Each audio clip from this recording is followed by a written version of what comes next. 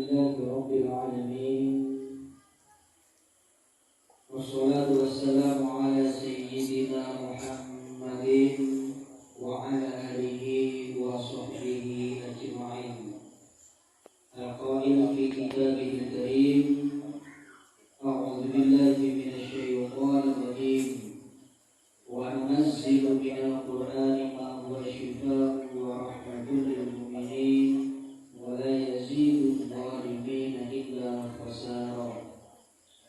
وقال رسول الله صلى الله عليه وسلم اقرأوا القرآن فإنه يأتي يوم القيامة شفيعا له لأصحابه.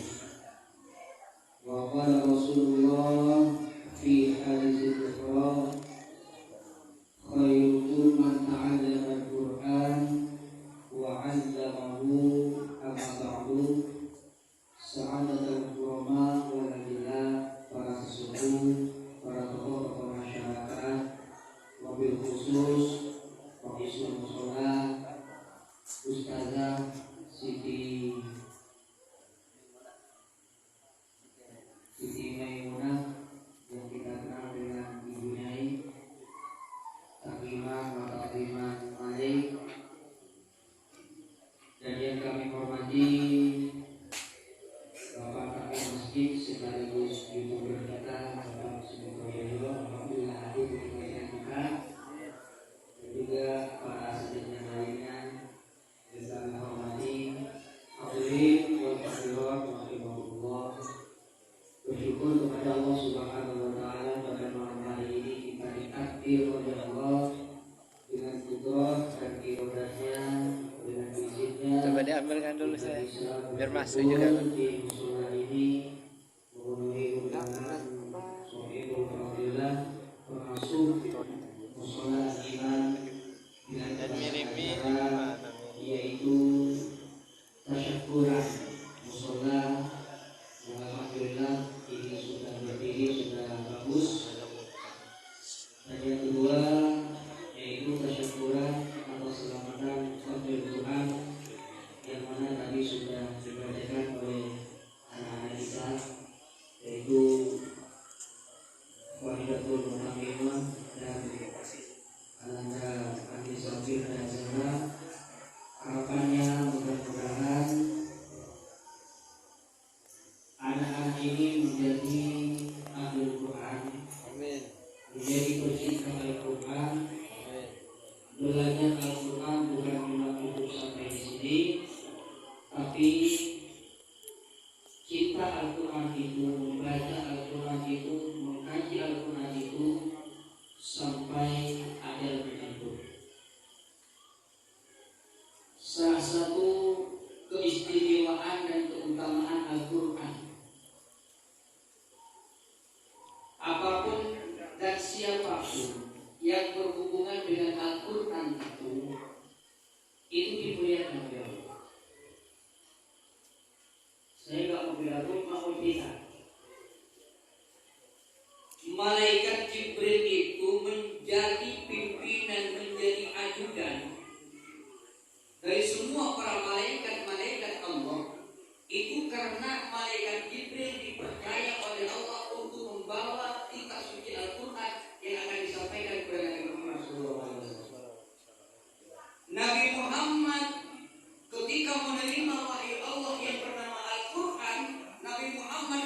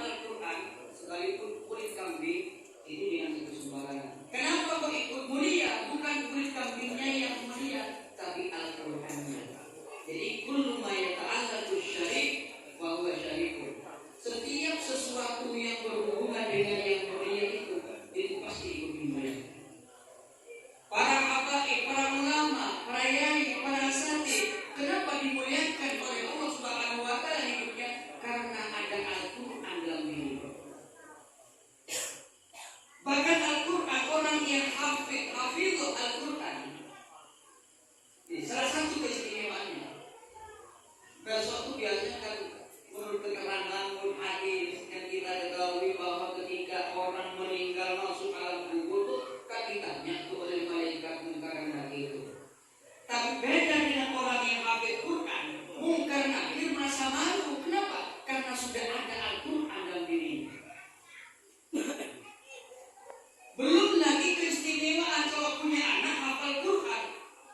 Hadis yang sangat masyhur bahwa kedua orang tuanya nanti akan diberikan sebuah mahkota di kepalanya kalau punya anak hafal Quran. Loh, Al-Quran itu berapa juz? Ya 30 juz. Kalau cuma qul huwallahu ahad bukan Al-Quran 30 juz bukan surah. Itu namanya mushaf. Bagian daripada Al-Quran. Nah, syukur alhamdulillah kalau punya anak bisa ngaji, bisa baca Al-Quran dengan fasih, makhrajul hurufnya itu benar, tajwidnya itu benar. Alhamdulillah, syukur alhamdulillah. Saya kita bisa ngaji ini bukan karena pasangan, pasti karena peran serta perjuangan ibunya.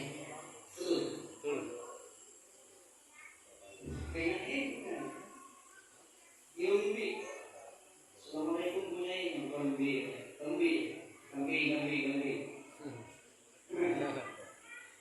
Di Madura Pak, ada seorang ulama besar dinajikan anaknya kepada salah seorang kiai hafal Al-Fatihah. Hafal Al-Fatihah? Sering kita baca dalam salat ya. Itu hatam Al-Fatihah, orang tuanya itu potong sapi itu yang secukupnya satu kampung. Berarti kan bukan cuma satu ekor. Satu kampung yang sekiranya kebahagiaan semuanya potong. Kenapa? Tasyakuran. Bawa Al-Fatihah. Belum lagi yang surah-surah yang lain. Saya katakan tadi jangan berhenti dari sekarang sampai sekarang baca Al-Quran. Pelajari, kaji Al-Quran itu apa sesungguhnya Al-Quran ini? Apa sebenarnya yang terkandung dalam kitab suci ini? Di situ ada asbabun nuzul, sebab-sebab turunnya Al-Quran. Di situ ada yang namanya tafsir Quran. Pelajari. Dengan siapa belajar? Pasti dan harus kepada guru. Mungkin tidak salah kalau kami itu mengingatkan hati-hati anak-anak itu. Ingat dulu silsilah keilmuannya, nasab keilmuannya kemana sambungannya. Karena guru ini amat sangat peran sertanya guru ini kepada anak sangat luar biasa. Bahkan dalam mengatakan guru kencing berdiri, murid kencing.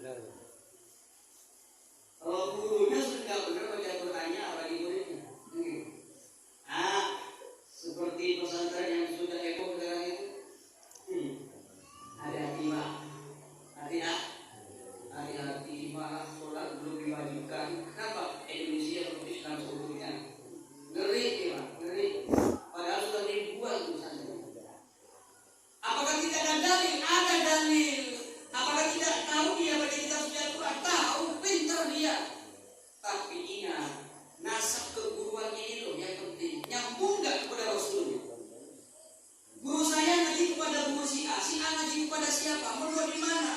Salurannya itu, maka rantainya kemana salurannya itu?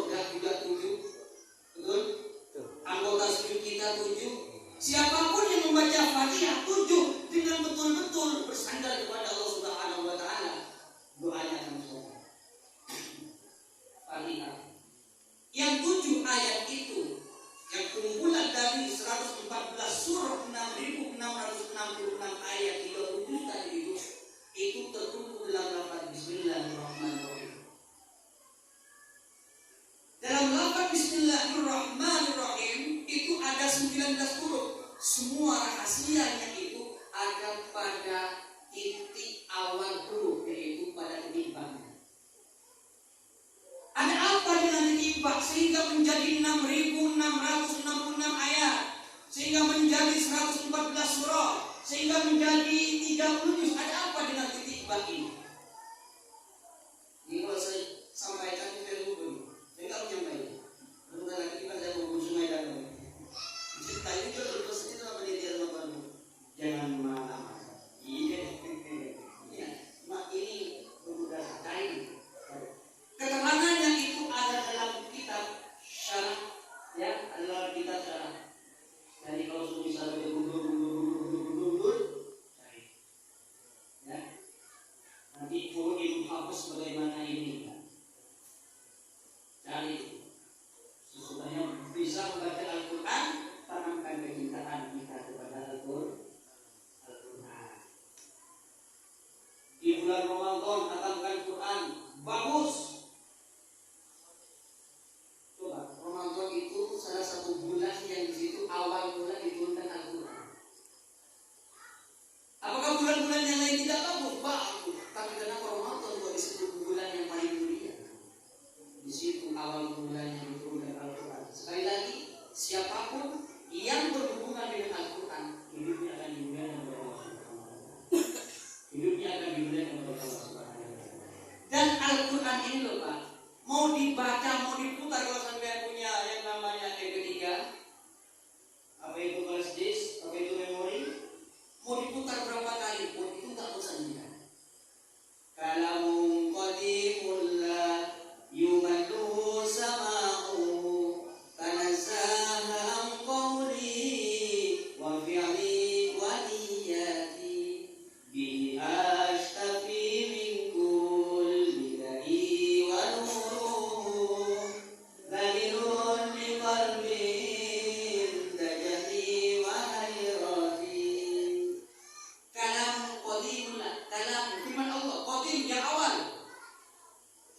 Yumallu sama'u, apabila dia dibaca kita mendengarnya itu. Kita enggak bosan-bosan mendengarkan Al-Quran.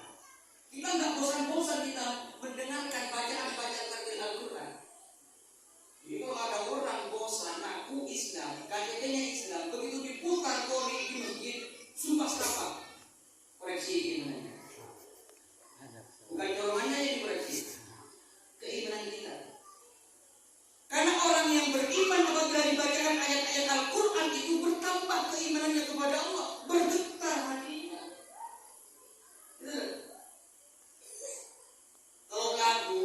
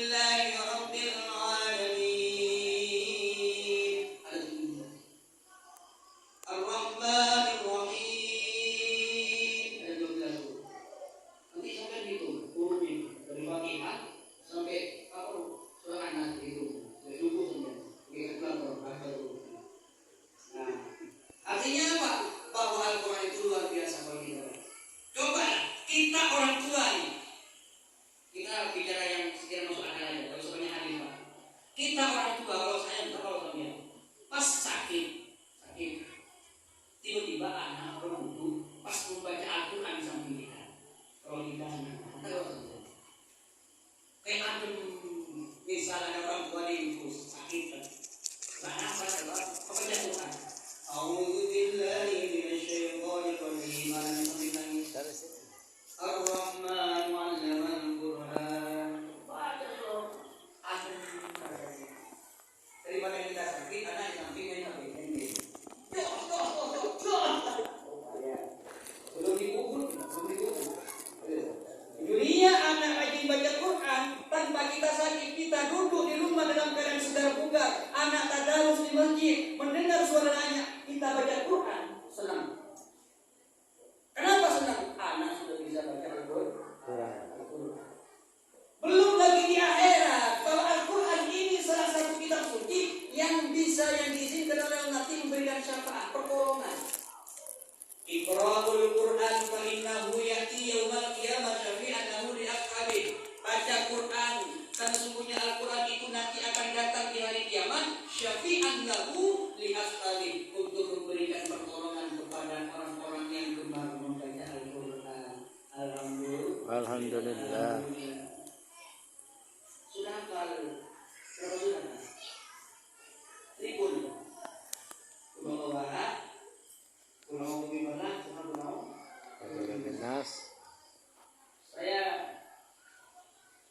seandainya kau diizinkan menyampaikan di forum ini sini kepada para sahabat yang hadir, kemarin kita program takbir Quran. Ustaz, caranya harus ada kompakan, ada persatuan ini. Program takbir Quran gak harus 30 juz. Kami kita di kebun. Syukur-syukur bisa hafal tahun depan misalnya 2 juz. Hebat. Kalau saya program, santrinya langsung berhenti. Anak-anak program bisa Quran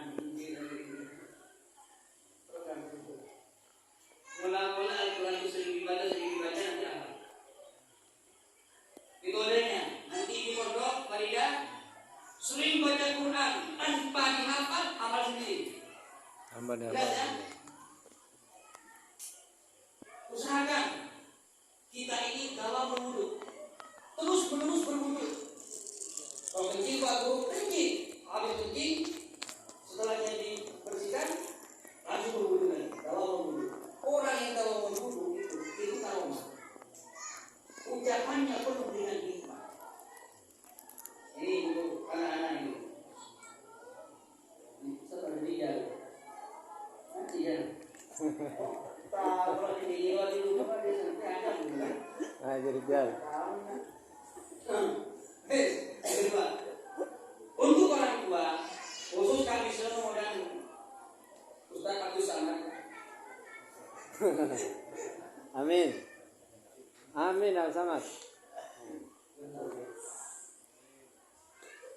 Dulu ini ilmu yang saya berikan kepada jamaah secara umum, secara khusus untuk berdua ini. Kami semua kan memastikan bahwa kalau ingin anaknya diangkat derajatnya oleh Allah, ingin anaknya dimuliakan oleh Allah Subhanahu wa taala, ingin anak cucunya diangkat derajatnya oleh Allah Subhanahu wa taala.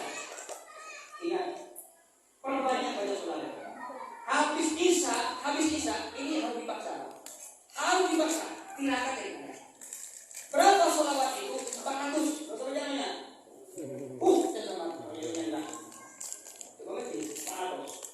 Enggak bisa 400, ambil habis maghrib 200. Tapi Abdul habis Isya 400. Dulu Nabi Khidir itu Pak, itu keliling. Survei bahasa kita. Keliling kepada para aulia, kepada para wali-wali Allah. Saat itu saya bertanya kepada semua para ulama, para aulia, kata Nabi Khidir. Nanya siapa yang bisa merubah nasib dan yang tidak baik menjadi baik, jadi yang hina menjadi mulia. Semua para nabi, para aulia itu tidak sanggup menjawabnya. Kemudian sehingga Nabi Khidir ini datang kepada Nabi Muhammad SAW. Zahabtu ila Nabi Muhammad SAW. Kemudian saya pergi menjumpai Rasulullah SAW. Saat itu kemudian saya bertanya,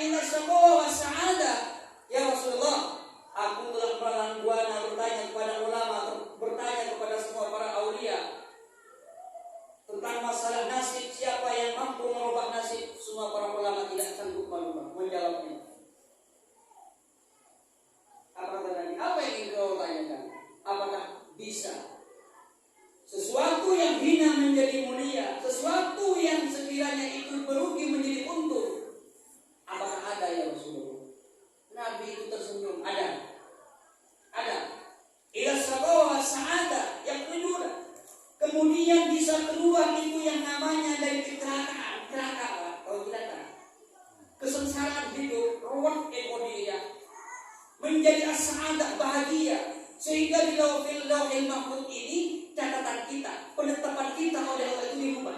Kalau kita celaka, bahaya, langsung dirubah oleh Allah di lauhil mahfuz. Dengan cara apa? Fa'aksiru sholati alaiya, dengan cara Nabi ini dengan cara kau perbanyak sholawat kepadaku.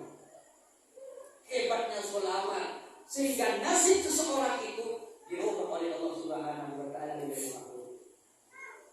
Mungkin saya sedikit ada waktu. Senakal-nakalnya kita dalam ibadah, baca Quran, kadang nunggu bulan Ramadan. Kalau yang sudah tua kayak saya ini, mau sholat sunnah, kadang-kadang kita habis salam bukan Allahumma antas salam, Allahumma antas jalan. Assalamualaikum warahmatullahi wabarakatuh. Allahumma antas salam, balik kanan lalu berangkat lalu berkeluar. Imamnya Allahumma antas salam, minta salam alaihi. Maunya gak ada. Gak sempat sholat sunnah, kita nakal sholat sunnah. Tapi kita rajin bersolawat kepada Nabi Muhammad SAW. Ada jaminan anak-anak kita, cucu-cucu kita akan diangkat kepada Allah Subhanahu wa taala dengan barokahnya sholat, dengan barokahnya sholat. Terakhir bersyukur ayo kita kepada Allah Subhanahu wa taala ternyata di sampai ini masih ada yang istiqomah mengajarkan anak-anak kita kitab suci Al-Quran. Ketika Allah hendak menurunkan azab bencana, ternyata di sana ada yang mengajarkan kitab suci Al-Quran. Wa sarafa anhu dzalik, maka bencana yang akan diturunkan, musibah yang akan diturunkan di daerah itu. Kemudian Allah mendengar ternyata ada seorang hamba mengajarkan huruf alif, ada seorang hamba mengajarkan Fatihah, ada seorang hamba mengajarkan doa wudu. Wa sarafa anhu dzalik, bencana-bencana, musibah-musibah yang akan diturunkan itu, wasorfa'an dzalik, dicabut kembali oleh Allah Subhanahu wa taala. Alhamdulillah. Mudah-mudahan kita doakan ibunya ini, mudah-mudahan banyak umur, dan mudah-mudahan semua urusannya dimudahkan oleh Allah Subhanahu wa taala. Bapak Ibu, para hadirin dan hadirat rahimakumullah, mungkin ini saja sekedar bincang-bincang kita pada malam hari ini. Kalau banyak salah, kami minta maaf. Ada batas. Ini langsung berat atau selamat datang. Ini adalah apa lagi Pak? Pak Atos. Beradu. Bagaimana sholawatnya? Allahumma sholli ala sayyidina Muhammad wa ala ali sayyidina, itu ya, jangan lupa. Lafaznya itu yang pertama. Allahumma sholli ala sayyidina Muhammad wa ala ali sayyidina Muhammad. Itu 400. Yang 400. Kalau yang 200 sallallahu alaihi wasallam 200. Ini biasanya semuanya pas muda. Ada 19 Pak. 19 selawat naria setiap habis sholat fardu, insyaallah rezeki kita sama seperti detik-detik hujan. Yang paling pasti ada sholat naria habis sholat fardu sebelum 11. Baca dari mata sholat al-kamilatan rasanya salaman kita dari mata